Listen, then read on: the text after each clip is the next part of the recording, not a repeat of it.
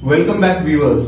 आज हम दोबारा आपसे मिल रहे हैं रोहित जी के साथ। लास्ट टाइम हमारा एक सेशन हुआ था, एक एपिसोड हुआ था जिसमें रोहित जी ने कहा था कि वो बारकोडिंग के ऊपर हमें बहुत ज्यादा नॉलेज दे सकते हैं।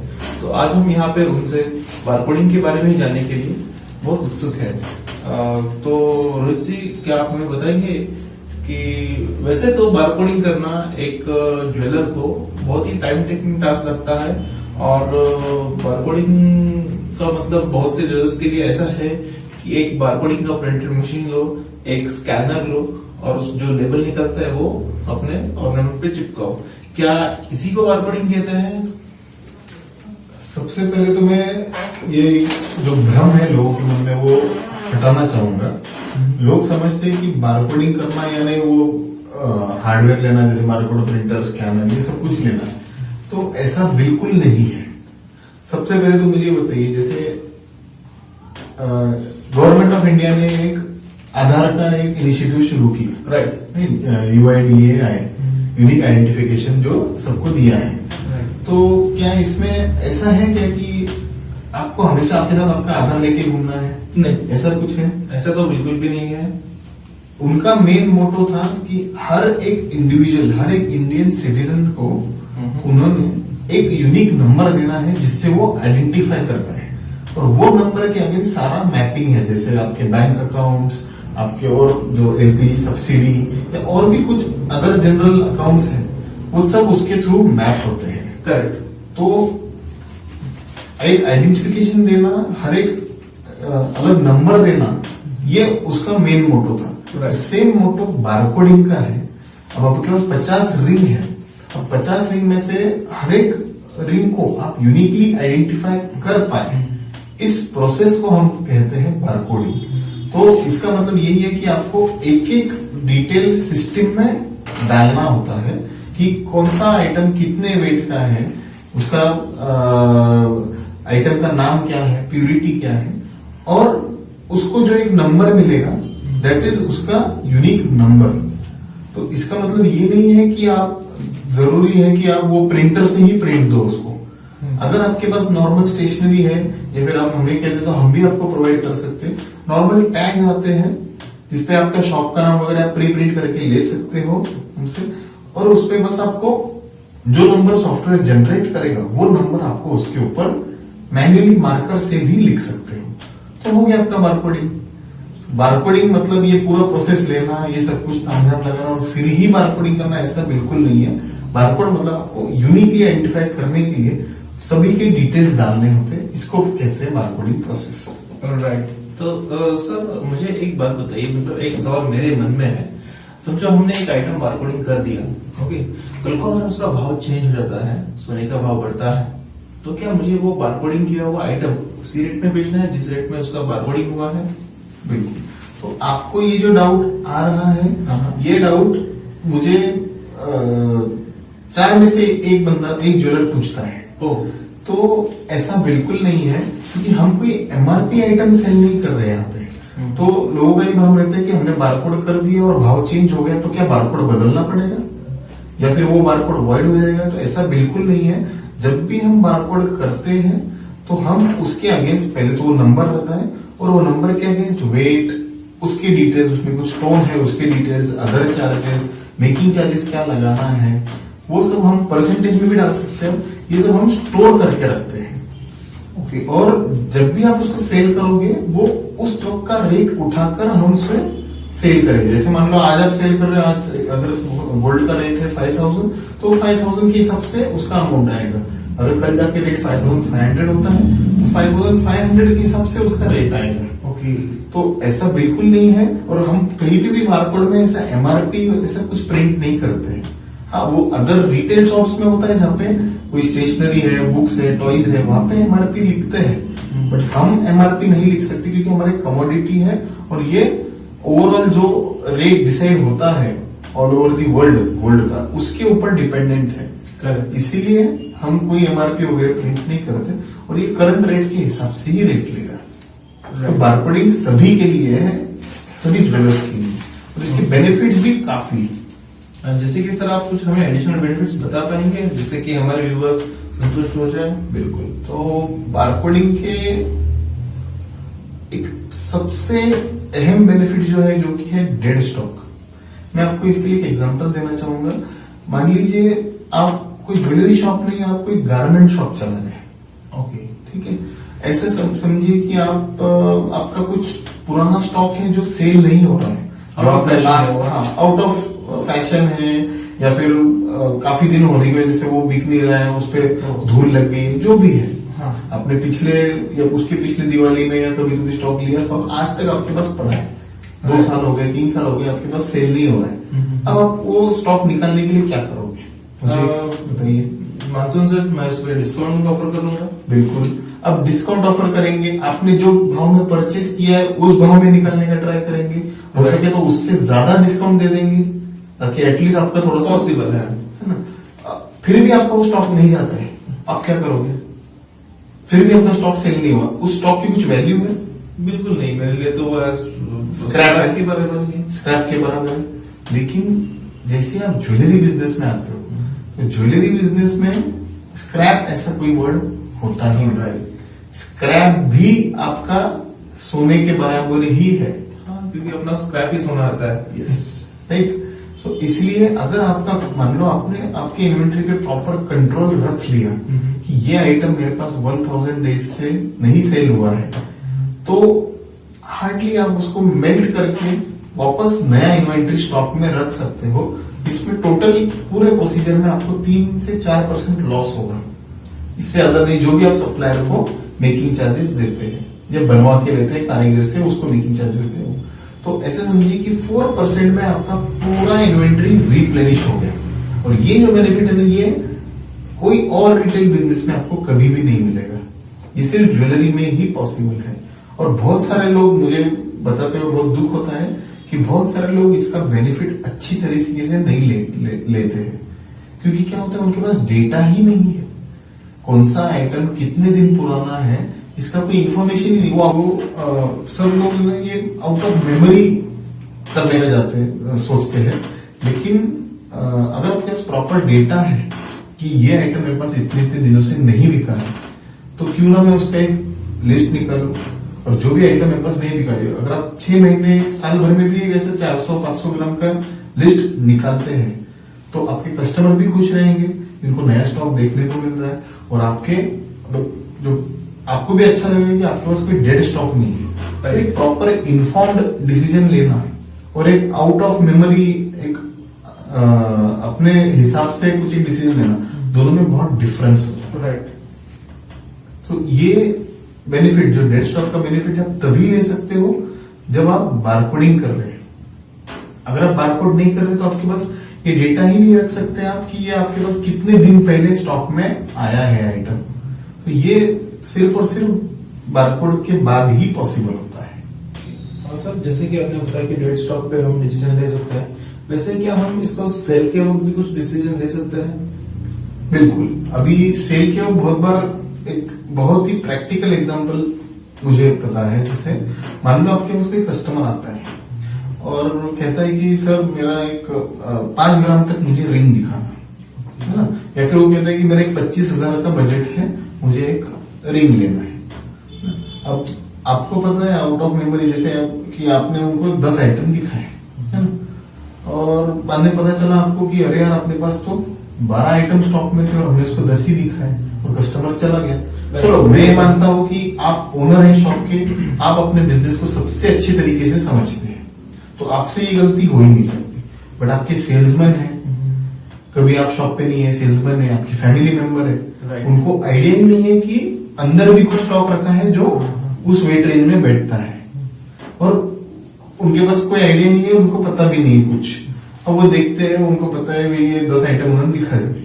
फिर बाद में पता चला आप आए, अरे यार उनको ये चाहिए था, तो अरे अंदर था ना, मेरे को फोन क्यों नहीं किया।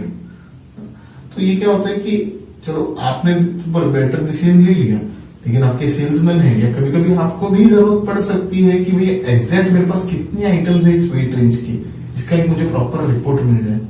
तो सेल के वक्त आप बस वेट रेंज डाल दीजिए, आइटम का नाम अगर डालना है तो वेट रेंज डाल देंगे तो सॉफ्टवेयर आपको दिखा देगा कि ये 20 आइटम आपके पास अवेलेबल है और कौन सा आइटम कहाँ पे रखा है वो तक आप सॉफ्टवेयर में स्टोर कर सकते हैं कि आपने किस रैक में रखा है या तिजोरी में है, सेफ में है या कहीं और दिया है बाहर दिखाने के लिए।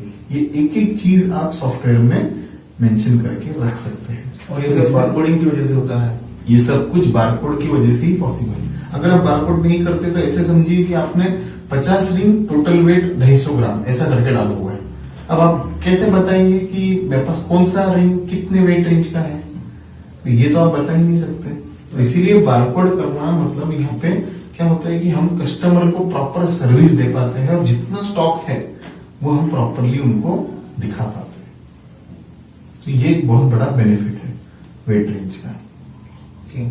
और जैसे कि सर अपने इंडिया में मतलब अपने सभी प्रदेशों में कि जो अपने शॉपों में अपने शॉप्स में भीड़ तभी होती है जब कोई त्योहार होता है या कोई मुहूर्त होता है, उस वक्त लोग ज्यादा भीड़ कर पाते हैं। तो क्या ऐसे समय पे भी अपना बारकोडिंग किया हुआ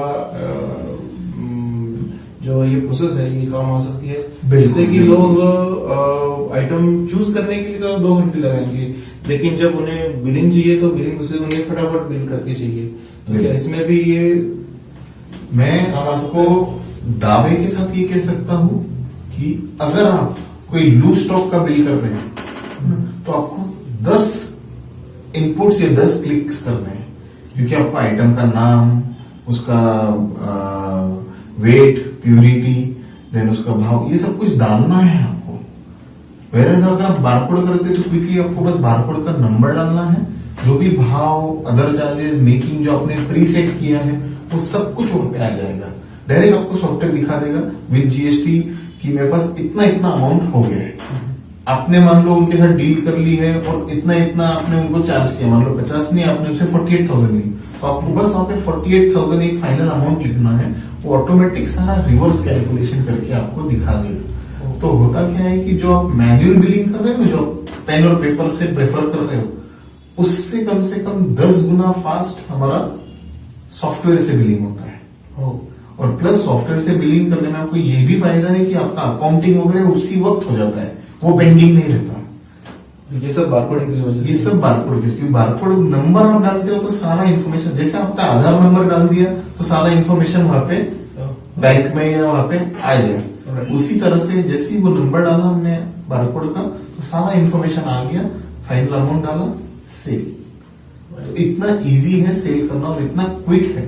तो जहाँ पे भीड़, जहाँ पे एक स्पेसिफिक टाइम पे भीड़ होती है, बाकी टाइम आराम रहता है, तो यहाँ पे तो मैं प्रेफर करूंगा कि बारकोडिंग तो होना ही चाहिए। नहीं तो आपको हर 5 सेल्समैन के पीछे एक एक्स्ट्रा सेल्समैन लगेगा ये मैनुअल वर्क करने के लिए, एक एक्स्ट्रा कैशियर लगेगा। जबकि अगर आप बारकोडिंग कर रहे हैं तो आपको 20 के पीछे एक रहेगा तो भी चलेगा। चलो सर, अभी ये तो मुझे समझ में आ रहा है कि बारकोडिंग वजह से अपना जो कस्टमर मैनेजमेंट है या फिर जो बिलिंग काउंटर है वो तो मैनेज हो जाएगा। क्या बारकोडिंग हमें हमारे जो परचेस है, मतलब जो हम माल खरीदते हैं व्यापारी से, क्या उसमें भी ये बेनिफिशियल है? बिल्कुल 100% वहां पे भी हेल्प होगा। मैं आपको बताता हूँ, अभी मान लो क्या होता है, बहुत सारे जो लोग हैं जो शॉप से दूर रहते हैं या फिर ऐसा कि जो जिन्हें परचेस करने के लिए कहीं बाहर जाना होता है, तो होता क्या है वहां पे कि इनको पता है कि मुझे मंगलसूत्र लाने हैं, मुझे रिंग लाने हैं और मुझे नेकलेस लाने हैं। ये मार्केट में जाते हैं होलसेलर के पास और अपने हिसाब से, जो उनकी चॉइस के हिसाब से, जो उनको पसंद आएंगे वो सारे आइटम्स चॉइस करके लेके आते हैं। अब जब शॉप पे आते हैं तो पता चलता है, अरे यार मेरे पास 10 ग्राम के मंगलसूत्र तो पहले से थे, अप टू 10 ग्राम तो पहले से थे, और अभी मैंने और 5 लेके आ गया। लेकिन मेरे पास जो हेवी वेट है, जो 15 ग्राम, 20 ग्राम, 25 ग्राम के मंगलसूत्र है, वो एकदम नाक के बराबर है, यहाँ बहुत कम स्टॉक है। तो क्या होता है, यहाँ पे इन्फॉर्म डिसीजन नहीं ले पाए आप, कि जब आप परचेस कर रहे हैं, अगर आपको प्रॉपर डिसीजन, प्रॉपर रिपोर्ट होता कि मैंने जो परचेस किया है उसमें से मेरे पास लाइट वेट वाले ऑलरेडी स्टॉक में है, मेरे पास हेवी वेट वाले स्टॉक में कम है, अगर ये इन्फॉर्म डिसीजन आपके पास रहता तो आप ये रिपोर्ट देख के बराबर हेवी वेट वाले चॉइस करते ही। हाँ, मैं मानता हूं कि आपको लाइट वेट के ज्यादा रखने होंगे और हेवी वेट के थोड़े कम स्टॉक में रखने होंगे, डिपेंडिंग ऑन दी, मतलब जनरल एक हम कस्टमर को क्या पसंद आता है उस हिसाब से। लेकिन इसका मतलब ये तो नहीं कि आप हैवी वेट के रखिए ही ना। हमारे पास हर एक कैटेगरी के कस्टमर है और हर एक स्टॉक अपने पास जो जो हमारा स्पेसिफाइड बजट है, जो जो हमारा स्पेसिफाइड लिमिट है, उसके हिसाब से होने चाहिए। तो इसलिए एक इन्फॉर्म डिसीजन लेने के लिए भाई परचेज एज वेल, ये रिपोर्ट आपको काम में आ सकता है कि आपके पास कौन से वेट रेंज के कितने आइटम्स हैं। तो कोई भी कैटेगरी में आप ओवरवेट या अंडरवेट नहीं जाते इससे। तो ज्वेलरी में ओवरवेट और अंडरवेट जाना मतलब बहुत बहुत बड़ी गलती है। नेक्स्ट टाइम कस्टमर आएगा, हैवी वेट वाला आएगा, वो वापस चला जाएगा, उसको कुछ मिलेगा ही नहीं।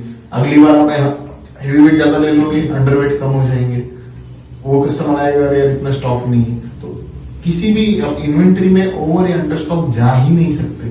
आप कोई कपड़े का या कोई स्टेशनरी शॉप नहीं चला रहे कि 2-4 आइटम ज्यादा हो गए तो कुछ फर्क नहीं पड़ता। 50-50 ग्राम के अगर 2-4 आइटम ज्यादा हो जाते या उस हिसाब से, तो कम से कम 100-200 ग्राम की इन्वेंट्री भी अटकाना मतलब बहुत मुश्किल है। राइट सर, आज के टाइम में। तो सर बट लेकिन अपना जो बारकोडिंग किया हुआ जो भी डाटा है वो तो अपने सॉफ्टवेयर में रहेगा, अपने सिस्टम में रहेगा, वो जो अपने घर पे रहेगा या फिर शॉप पे रहेगा। और हम खरीदी करने के लिए तो मार्केट में जाएंगे, तो उस वक्त हम ये डाटा अपने साथ कैसे कैरी करें? इसके लिए 2 तरीके हैं। एक तो अगर आपने ऑफलाइन सॉफ्टवेयर है आपका, तो आप उसका प्रिंट आउट ले लीजिए और अपने साथ रखिए। ओके। अगर आप ऑनलाइन सॉफ्टवेयर यूज कर रहे हैं, तो आप अगर मोबाइल ऐप परचेस करते किया होगा आपने इसके साथ, तो मोबाइल में भी ये सारे रिपोर्ट्स आपको इजीली दिख जाते हैं कि कौन से आइटम के, कौन से वेट रेंज के आइटम आपके पास अवेलेबल है। तो क्या होता है कि जब आप परचेस कर रहे हैं उसी वक्त आप मोबाइल ऐप साथ में रख के देख सकते हैं कि भाई ये वेट रेंज के मेरे पास है, इस वेट रेंज के मुझे खरीदना है। तो ये आपको एक इन्फॉर्म डिसीजन हो सकता है। और आपको उस वक्त नहीं, अगर आप ऑफलाइन यूज कर रहे तो आप प्रिंट आउट भी साथ में रख सकते हैं। तो और मोबाइल ऐप के कारण क्या होता है कि मोबाइल ऐप में उसी वक्त आप देख सकते हैं। ऐसे भी हो सकता है कि आपने 4 दिन पहले निकाला था कि ये परचेस करना है, आज अचानक निकलना पड़ा, तो 4 दिन में क्या स्टॉक प्लस माइनस हुआ है वो भी आपको ध्यान में रखना है। इसलिए रियल टाइम आप मोबाइल ऐप में कभी भी देख सकते हैं और ये बहुत अच्छा बेनिफिट है जो सभी ने यूज करना चाहिए। और ये भी बारकोडिंग के कारण ही पॉसिबल है। और सर जैसे कि हमने बारकोडिंग के बारे में आप बता रहे हो, तो एक हमारे मन में एक शंका आ रही थी कि जैसे कि कभी कोई आइटम हम कस्टमर को बेच तो देते हैं, लेकिन कस्टमर उसके कंप्लेंट्स करने के लिए वापस जाते हैं और हमें पता नहीं चलता है कि ये आइटम हमने भाई लिया कहाँ से था या इसका कुछ हम ट्रैक कैसे रख पाए। तो क्या उसकी फैसिलिटी अपने सॉफ्टवेयर मतलब मैं आपको बता दूं कि भले ही आपने वो बारकोड सेल कर दिया होगा, तब भी आपका वो आइटम जो बारकोड आपने उसको सेल किया है, मान लो आपने 2 साल पहले सेल किया और उसके 2 साल पहले परचेस किया होगा आइटम, तब भी आपको पूरा डिटेल मिल जाएगा कि मैंने ये पर्टिकुलर आइटम इस पर्टिकुलर कस्टमर को सेल किया था, मैंने ये पर्टिकुलर आइटम इस कस्टमर से परचेस किया था या इस सप्लायर से परचेस किया था। अच्छा। तो पूरा ट्रैकिंग हमें मिल जाता है और वो पूरा चेन, वो पूरे चेन में कहाँ पे फ्लॉ था या कहाँ पे कुछ गड़बड़ था या जो भी है वो पूरा ट्रैक करके आप पता कर सकते हैं। तो ये बारकोड ट्रैकिंग जो हम बोलते हैं कि हम पूरा एक इन्वेंट्री, एक आइटम को सिंगल ट्रैक कर सकते हैं। जैसे आपके आधार कार्ड से पूरा ट्रैकिंग हो जाता है, उसी तरह से ये नंबर आप डाल दो तो सारा ट्रैकिंग हो जाता है। हमने कब लिया था, कब सेल किया है, कब वापस हो, जो भी है ट्रांजेक्शन वो सारे आपको मिल जाएंगे। तो क्या हमें इससे प्रॉफिट का भी पता चल सकता है? बिल्कुल। अभी इसमें बहुत सारे कुछ ऐसे भी बेनिफिट, जैसे जब आप परचेस कर रहे हो तो उस वक्त आपने किस हिसाब में परचेस किया है, जैसे आपने क्या वेस्टेज में परचेस किया है, क्या रेट पे, या फिर आपने क्या स्टोन या अदर चार्जेस दिए हैं, तो ये भी सब आप रिकॉर्ड करके रख सकते हैं। और जब आप सेल करेंगे तो उस हिसाब से मतलब आप इन्फॉर्म डिसीजन ले सकते हो कि आपने जब खरीदते हो तो इसको क्या चार्जेस दिए थे, ताकि कस्टमर को कितना बार्गेन करना है, कितना कम करना है, वो आपको उस वक्त पता चलेगा। और बारकोड करते हुए आप प्री सेट भी कर सकते हो कि मुझे क्या मेकिंग या क्या वेस्टेज में सेल करना है। अच्छा। तो क्या होता है उस वक्त जब आप सेल हो जाता है आपका ट्रांजेक्शन, तो आपको ये भी पता चलता है कि मेरा एक्चुअली प्रॉफिट कितना हुआ इस पर्टिकुलर आइटम को सेल करके। ओके। तो ये भी एक काफी अच्छा बेनिफिट है, टैग प्रॉफिट जो आप निकाल सकते हो जस्ट बिकॉज ऑफ बारकोडिंग। और सर जैसे कि बारकोडिंग का मेन पर्पस स्टॉक बहुत से यूजर्स को लगता है कि हम अपना स्टॉक इजीली चेक कर पाएंगे, तो क्या वो भी अपन बारकोडिंग से ही कर सकते हैं और वो कितने हद तक बेनिफिशियल है? बिल्कुल। मैं तो ये रिकमेंड करता हूँ कि आप जो अपना स्टॉक है डेली क्रॉस चेक कीजिए। ओके। उसको वीकली या मंथली या 15 दिन इस तरह से क्रॉस चेक करना, मतलब ये ऐसा हो गया कि ये कोई दूसरे शॉप होता तो वहां पे इतना कोई दिक्कत नहीं होता। यहाँ पे अगर हमारा एक आइटम 2 आइटम मिसिंग हो जाते हैं और हमें वही नहीं पता कि आखिरी 15 दिन में कौन से दिन से ये मिसिंग है, तो हमें 15 दिन का सीसीटीवी या 15 दिन का फुटेज देखना होगा, और 15 दिन का सीसीटीवी देखने के लिए 15 दिन ही लगने वाले हैं। तो इसे तो हम चेंज नहीं कर सकते। वही अगर हम रोज क्रॉस चेक करते तो क्या होता, हमें आज ही पता चलता था कि ये 2 आइटम मिसिंग है, हम आज ही का देख लेते, अरे यार आज मैंने ये 2 कस्टमर को ये आइटम दिखाया था, तो इसमें से कहीं ना कहीं प्रॉब्लम है। तो जल्दी से आपको अगर प्रॉब्लम को रेक्टिफाई करना है तो आपको डेली क्रॉस चेक करना है, और डेली क्रॉस चेक तभी कर सकते हो, बारकोड आपको डेली क्रॉस चेक में बहुत ज्यादा हेल्प करता है। अच्छा, जैसे आप हर एक आइटम के ऊपर स्कैन कर लो आइटम, ठीक है, उसमें टाइम जाएगा। जैसे मान लो 1 मिनट में आप 25 से 30 बारकोड इजीली स्कैन कर सकते हैं। 30 बारकोड जब आप स्कैन करते हो, राइट, मतलब ऐसे समझिए कि 300 आइटम है तो 10 मिनट लगेंगे, राइट। अब कोई कहेगा मेरे पास 3000 आइटम है, तो आप मल्टीपल टर्मिनल्स के थ्रू भी तो कर सकते हैं। जरूरत थोड़ी है कि एक ही वक्त पे एक ही हेल्प करेगा, एक ही सेल्समैन करेगा। अब और शफल कर सकते हो आप, ये सेल्समैन को बोलेंगे कि उनका चेक करो, इनको बोलेंगे कि इधर का चेक करो, शफल कर लेंगे मल्टीपल टर्मिनल पे।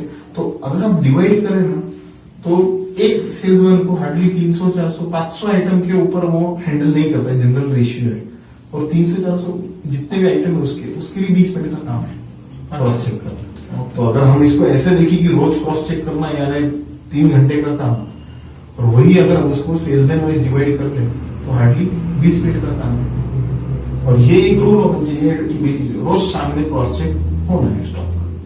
सिंपल, बारकोड स्कैनर है, क्विकली स्कैन होता है, कोई दिक्कत नहीं। डायरेक्ट आपको रिपोर्ट ही मिल जाएगा कि कौन सा आइटम लेस है, कौन सा आइटम एक्स्ट्रा है। तो ये बहुत क्विक स्टॉक क्रॉस चेक करने में बहुत हेल्पफुल होता है बारकोड। राइट सर, जैसे कि अभी आपने बताया कि बारकोडिंग जो है वो बहुत ही बेनिफिशियल है और उसमें हम अपना स्टॉक भी चेक कर सकते हैं, कस्टमर ओरिएंटेड भी है। अपना सप्लायर को जब हम परचेस करने वाले हैं सप्लायर से कुछ चीज, तो वहाँ पे भी ये हेल्प करता है। तो सर कुछ अपने शॉप में आइटम ऐसे भी रहते हैं जिनको हम बारकोडिंग नहीं कर पाते हैं, जो बहुत ही छोटे होते हैं, जैसे कि अपने नोजपिन हो गए, मंगलसूत्र के मनी हो गए, जो कि आइटम तो छोटे हैं लेकिन उनकी वैल्यू बड़ी है।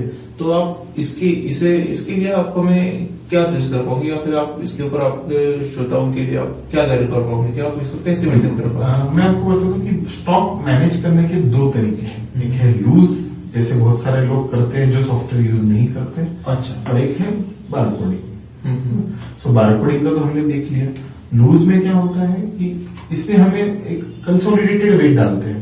अब जैसे कुछ आइटम इतने छोटे होते हैं, जैसे नोजपिन हो गया, मंगलसूत्र के मनी बॉल्स, उसमें क्या होता है कि उसमें बारकोड हम लगा नहीं सकते हैं।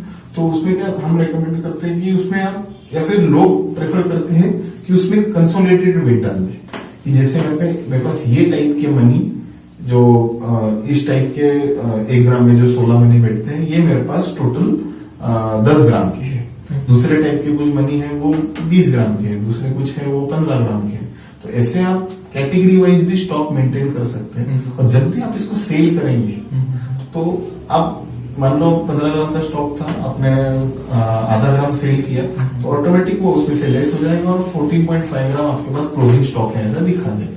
हाँ, आप एक एक आइटम को ट्रैक नहीं कर पाओगे, ये आइटम कब आया था, डेड स्टॉक वगैरह जो बेनिफिट है वो नहीं ले पाओगे, लेकिन स्टॉक जरूर मैनेज कर पाओगे। और मैंने तो यहाँ तक तो ये भी देखा हुआ है और मुझे ये भी पता है कि जहां पे मूवमेंट ऑफ स्टॉक होता है इंटर ब्रांच, जैसे मैंने ये ब्रांच से वो ब्रांच पे देना है, वहां से वहां जा सकता है, तो वहां पे तो जितने बड़े शॉप्स हैं, मलाबार, तनिष्क, या फिर जितने भी बड़े शॉप्स है, कल्याण वगैरह, वो तो एक एक आइटम को, मतलब जैसे अगर हम मंगलसूत्र की मनी बात करते हैं तो एक पैकेट में 4 मनी डाल के उसको बारकोड करेंगे। क्योंकि उनको पता है कि जनरली 4 के मल्टीपल में ही सेल होता है, 4 नहीं तो 8 नहीं तो 12 इस तरह से सेल होंगे। तो इसलिए वो उस हिसाब से ही डाल के सेल करते, मतलब बारकोड करते हैं। क्योंकि क्या होता है, ट्रैकिंग मेरा इजी हो जाता है, मैंने कब लिया था, किससे लिया था, किसको दिया था, बीच में कहीं पे भी टेम्परिंग होता है तो मुझे पता चलता है कि भाई कहीं तो वेट मेरा चेंज हुआ है। राइट, इसलिए बारकोडिंग जहां तक हो सके, और जहाँ पे सिंगल शॉप है या फिर इतना बहुत ज्यादा प्रॉब्लम नहीं हो रहा है, तो आप you can keep it loose as well. लेकिन ये जो स्टॉक है ये हार्डली 1 से 2% है आपके टोटल स्टॉक का, तो इतना टेंशन लेने का जरूरत नहीं है। सर, हमारे श्रोताओं को ये बात तो समझ में आ गई कि आपका बारकोडिंग करना बहुत ही जरूरी है और इसे हम कैसे मैनेज कर सकते हैं। ठीक है सर, बारकोड तो अभी एक ह्यूमन ही करेगा, सेल्समैन हो या ओनर हो, तो ह्यूमन मिस्टेक्स तो होनी ही है। अगर बारकोडिंग हम करते वक्त अगर कुछ गलती हो जाती है तो क्या हम उसे एडिट कर पाते हैं, या फिर हमारा कोई भी बहुत ही पुराना आइटम अपने स्टॉक में पड़ा हुआ है और उसे हमें रिमूव करना है, तो क्या ऐसा होता है कि बारकोडिंग करने के बाद हम उसे रिमूव ही ना कर पाए? बिल्कुल नहीं, ऐसा ये जो आपने प्रॉब्लम बताया वो एक प्रैक्टिकल प्रॉब्लम है, एक्चुअल प्रॉब्लम है जो ज्वेलर्स फेस करते हैं। तो इसमें सबसे पहले तो मैं आपको बता दूं कि सॉलिटेयर में आप कोई भी बारकोड ऐसे इजीली एडिट या चेंज ऐसे नहीं कर सकते। अच्छा, जस्ट बिकॉज कि वो जो मेन उसका बेस है उसका ही मतलब नहीं रहता। अगर मैं कुछ भी अपने हिसाब से कैसे भी चेंज कर सकता हूँ, लेकिन जो एडमिन है वो चेंज कर सकता है। जो अदर यूजर्स है, अगर आपने मल्टीपल पैकेज जो यूजर रोल मैनेजमेंट का लिया हो, तो जो अदर यूजर्स है वो चेंज नहीं कर सकते। तो कोई भी इसे चेंज नहीं कर सकता। हाँ, लेकिन कभी जरूरत पड़ी कि मुझे इसको ये गलत हो गया और ये मुझे चेंज करना है, तो इसमें एक एम्प्लॉय के पास एक एक्सेस रहता है कि वो स्टॉक को आउट कर सकता है और वापस स्टॉक को इन कर सकता है। तो इससे क्या होता है कि आउट और इन का एक एंट्री बढ़ता है, एक डिसिप्लिन वे में ये आउट गया है और इन हुआ है, और जो भी नेक्स्ट वेट है वो आप डाल सकते हो। लेकिन एडमिन को भी इस बात की खबर रहेगी कि ये वेट गलत हो गया था, इसलिए इन्होंने आउट किया और इसीलिए इन्होंने इन किया है। तो ऐसा कुछ नहीं है कि कोई भी बैकएंड में जाके इसको चेंज कर देगा और उस हिसाब से उसका बिलिंग हो जाएगा। तो ऐसे जो आइटम सेल हो चुके हैं या जो आइटम में कुछ ट्रांजैक्शन हो चुके हैं, नोट बन चुका है, वो आइटम बिल्कुल एडिट नहीं हो सकते। अच्छा, सिर्फ वही जो आपने अभी अभी लिया है और वो आपको एडिट करना है, तो ही आप एडमिन के थ्रू, या अगर वो खुद एडमिन है तो वो चेंज कर सकता है, नहीं तो कोई चेंज नहीं कर सकता। ओके, तो मतलब इसमें हम पुराना आइटम भी निकाल सकते हैं। बस ये एडेड लेवल ऑफ सिक्योरिटी है। कोई भी बोले कि आपको ईज ऑफ एक्सेस की आप इजीली चेंज कर लो, कोई दिक्कत नहीं है, तो ज्वेलरी में चेंज करना और ये बहुत हमें सोच समझ के करना होता है। राइट सर, क्योंकि हम आइटम डालते वक्त ही सेल्समैन हो या ओनर हो, वो हर एक चीज उसमें अगर डाल देगा ठीक से, और ये उनके लिए ही बेनिफिशियल है, तो उन्हें वो काम करते वक्त ही बिना गलती किए करते हैं। और इनकेस हो जाती है तो एडमिन चेंज कर सकते हैं, या फिर एडमिन ने उनको अगर प्रिविलेजेस दिए तो वो भी चेंज कर सकते हैं। राइट, तो ये एक बड़ा बेनिफिट है। और सर, जैसे कि ये बारकोडिंग है, तो आपने बताया कि बारकोडिंग कस्टमर्स के लिए भी है, सप्लायर्स के लिए भी है, और मतलब ओनर के लिए भी है, उससे स्टॉक चेकिंग वगैरह सब कुछ इसमें हो जाता है। तो सर, ये बारकोडिंग का फंक्शन तो बाकी सभी सॉफ्टवेयर में रहेंगे, तो सॉलिटेयर में ऐसा अलग क्या है जिससे कि सॉलिटेयर बाकी सॉफ्टवेयर से अलग हो जाता है बारकोडिंग के बारे में? जिससे कि मैं आपको इसमें बता सकता हूँ कि सबसे पहले तो मोबाइल ऐप, राइट, बहुत सारे लोगों को डर लगता है कि बारकोड करना यानी इतना स्टॉक डालना, इंसर्ट करना, या फिर मुझे ही कंप्यूटर आता है, मैं ओनर हूँ तो मुझे ही करना पड़ेगा क्योंकि मेरे सेल्समैन को तो कंप्यूटर आता नहीं है, तो ये सारा लोड मुझे ही लेना पड़ेगा। तो मैं ये कहूंगा कि बारकोडिंग का लोड आपने बिल्कुल नहीं लेना है, क्योंकि ये डेली हर बार का प्रोसेस है। मैं मेरे ऑर्गेनाइजेशन में ले लेता हूँ, अगर मेरे ऊपर कोई टास्क असाइंड है और वही मेरा कोई डेडिकेटेड एम्प्लॉय है जिसके ऊपर वो टास्क असाइंड है, मैं ये गारंटी दे सकता हूँ कि वो मुझसे ये फास्ट करेगा। क्यों? क्योंकि उसको वही चीज करना है, उसका काम ही है स्टॉक ऐड करना, या जो भी उसको काम डेडिकेट किया है। मेरा ऐसे कोई फिक्स काम नहीं है, कल जाके मुझे सेल्स, अलग अलग डिपार्टमेंट, अलग अलग मुझे ओवरव्यू रखना है, मुझे सबके बारे में पता होना चाहिए लेकिन हर एक चीज का एक्सपर्टीज उन डिपार्टमेंट के पास ही है। अगर आप स्टॉक इनवर्ड का अगर जो जिम्मा है जो अपने अपने ऊपर लेते हैं तो क्या होता है कि आप उसमें अटक जाते हो। और ये बहुत सारे ज्वेलर्स को लगता है कि मैं अटक जाऊंगा, इसलिए वो उस तरफ बढ़ते नहीं है, उस तरफ जाते नहीं है बारकोडिंग। यही चीज अगर आप मोबाइल ऐप ऐड करते हो और मोबाइल ऐप अपने सेल्समैन को देते हो जिसको कोई कंप्यूटर का किसी का नॉलेज नहीं, वो भी बहुत अच्छी तरीके से मोबाइल ऐप से स्टॉक ऐड कर सकता है without any computer knowledge, without any software knowledge. With in 5 minutes वो स्टॉक कैसे ऐड करना है उसको पता चल जाएगा। वो बारकोड वहां से ऐड करेगा, स्टॉक ऐड करेगा, प्रिंट लेके कंप्यूटर थ्रू प्रिंट लेके उस आइटम पे लगा देगा।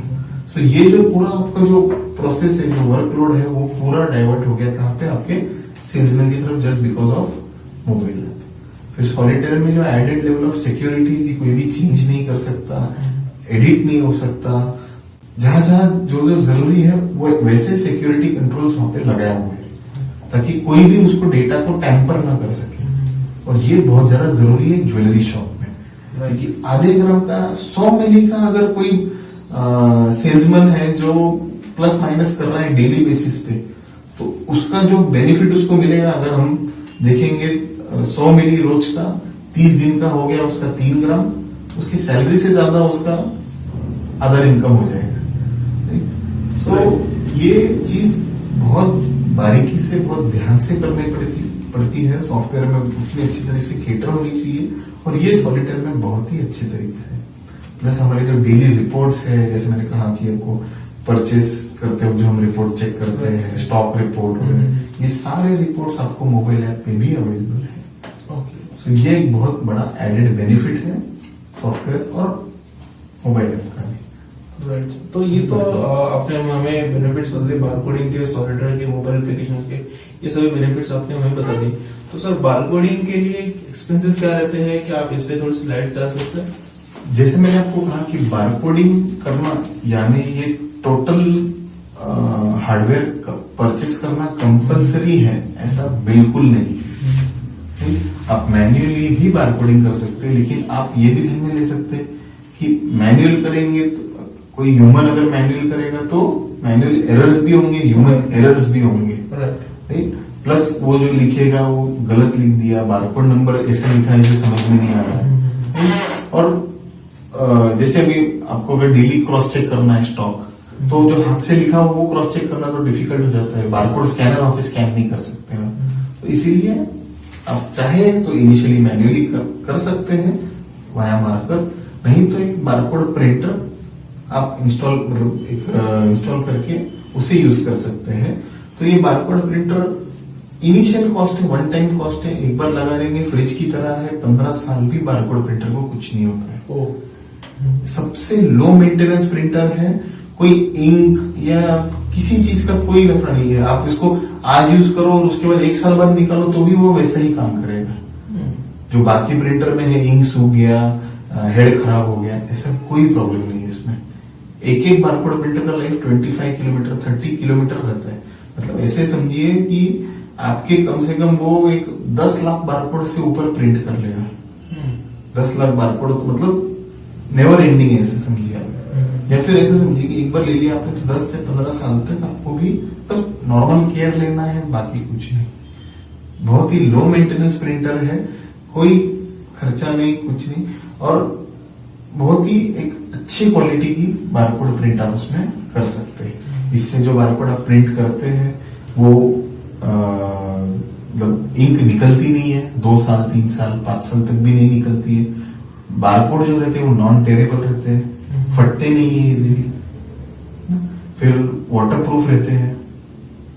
तो ये बहुत सारे बेनिफिट्स है जो उसके साथ आपको मिलते हैं। प्लस आप क्रॉस चेक इजीली कर सकते हो स्टॉक। और हार्डली जो आपका बारकोड स्टेशनरी पड़ता है वो दैट इज 20 पैसे में बारकोड पड़ता है। 20 पैसा फॉर एक 10,000 50,000 के आइटम के लिए 20 पैसा कुछ भी नहीं है। वन टाइम इन्वेस्टमेंट है विच इज समवेयर अराउंड एक 15,000 का टोटल एक्सपेंस आता है including stationery and everything and GST. But this expenses एक बार कर लो, बाद में भूल जाओ। So I will not call this as an expense, this is an investment. एक बार कर लो, बारकोड निकलते रहेंगे, कोई बाकी एक्सपेंसेस वगैरह इतने कुछ नहीं है उसमें। थैंक यू सर, आपने जो इन्फॉर्मेशन दी बारकोडिंग के बारे में और उसके बेनिफिट्स के बारे में और उसके एक्सपेंसेस के बारे में जो आपने इन्फॉर्मेशन दी है, वो हमारे ज्वेलर शॉप ओनर्स को एक अच्छी दिशा की ओर लेके जाएगी और उन्हें आपकी हमारे इस संभाषण से मैं आशा करता हूँ कि उन्हें एक अच्छे से अच्छी इन्फॉर्मेशन मिली होगी, एक अच्छी गाइडलाइन मिली होगी, जिससे कि वो अपने शॉप में ये इम्प्लीमेंट करेंगे और इसे यूज भी करेंगे। Thank you viewers, thank you very much, thank you.